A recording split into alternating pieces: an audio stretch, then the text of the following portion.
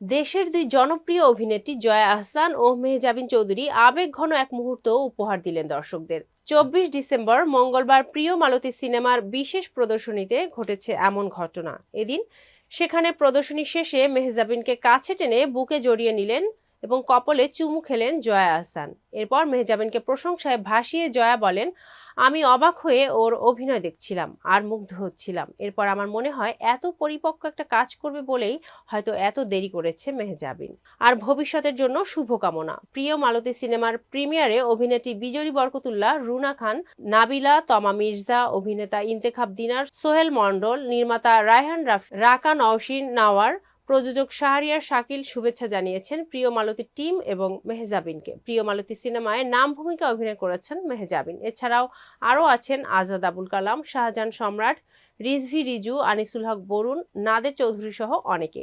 পরিচালক শঙ্খ দাশগুপ্তের প্রিয় মালতী সিনেমার মাধ্যমে বড় পর্দায় অভিষেক হয়েছে মেহজাবিনের।